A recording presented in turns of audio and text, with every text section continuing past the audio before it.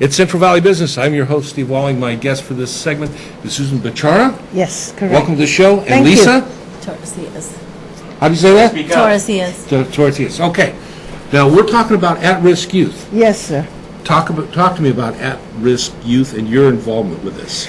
Okay, the at-risk youth program that I'm running now is called the Comprehensive Behavioral Services. Okay. And I have been the founder originally in 1987. I started it as a ministry called House of Hope for Youth. Okay. Okay, dealing mainly with a lot of children that has been involved in gang, prostitution, running away, basically at risk. At-risk kids. Right, and I've been doing this since that long, so I've seen over maybe 20,000+ kids to this day. Wow. Yes, and because it was run as a nonprofit at one time, it's very hard to get fundings for that program. Mm-hmm. So the door was closed in 2007, Okay. but the mission is continuing to this day. Mm-hmm. So at this moment, I am working as a consultant with Kaijo, which stands for Keeping You Getting Onward as a consultant, providing training and working with a lot of children that are being referred to us through probation, through group home, and foster And youth. Susan, where's this at? Where is this program at? The program is over at 114 East Shaw. Okay. Suite number is 209. The cross street is Blackstone and Shaw. Okay, so it's right here in Fresno. Right here in Fresno, and we also run the group also in Parlia, out in the Parlier, rural too. area. Okay. Yes. And this young lady, Lisa, that's sitting with you. Tell me about yourself, Lisa.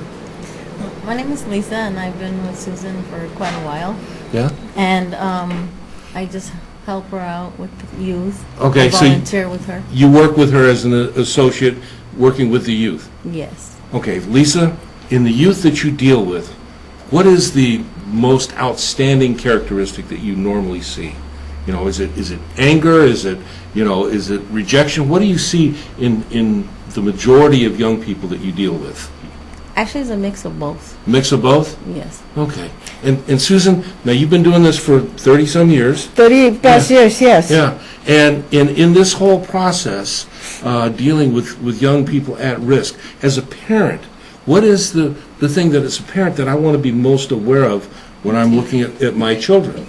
Okay, the most important thing is, see, I'm not from here. Originally, I'm from China. Okay. From Hong Kong. Uh-huh. When I came to the United States, that's why I started this ministry with that passion, is because there was a lot of family disconnect. Mm-hmm. Okay, regardless the income level where you live, Right. family disconnection and lack of supervision in the home, and a lot of the children are lost. Okay, so they go into the streets, and one of the saddest part is that when there's no guidance in the home, there's no mentor, there's no role model. That's why I targeted those groups. Okay. I was a chaplain at juvenile hall for over 20 years. Oh, really? So I see a lot of things. Uh-huh. I see a lot of family breakdown, no communication issues, and parents really not giving a lot of time or unable to give the time. And Susan, when a young person comes into this program, Yes. what are they going to experience? What they're going to experience is that they're not going to be judged. Many times they come into a program because they've been so programmed. One thing they're going to feel is they're being accepted, they're being loved unconditionally.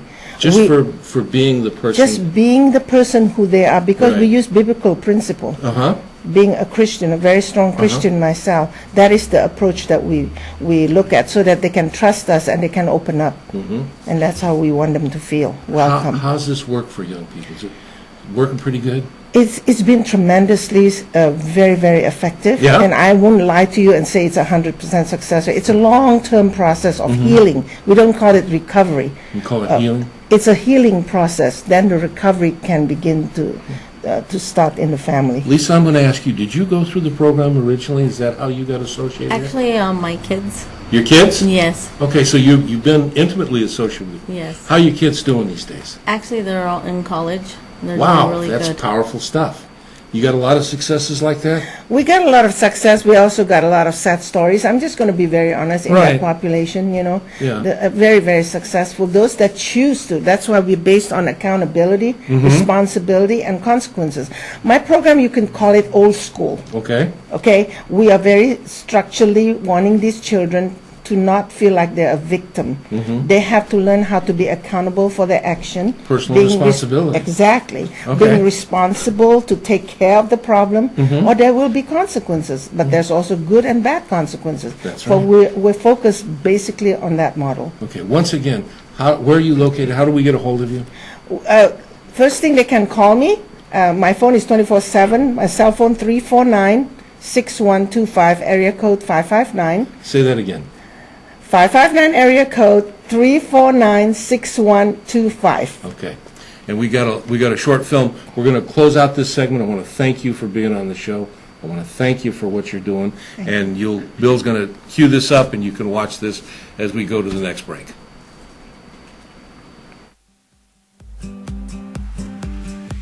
My name is Susan Bechara. I joined Kaijo last year as the director of the Intervention Prevention Department named Reshape, Reshaping Our Youth Today. The actual program was founded about 30 years ago under a ministry called the House of Hope for Youth. At the time, I was volunteering at the Department of Probation, the juvenile court, as a chaplain, an assistant chaplain. And I found out that there was a lot of gang violence within the community of Fresno. So we were the first agency under House of Hope when it started. The model was derived from the House of Hope model, which requires a lot of intervention and prevention to help families to redirect them on how to cope with their children who are having criminal behavior, involving themselves in gangs, truancy, dropping out of school, anger problem, and also with substance abuse.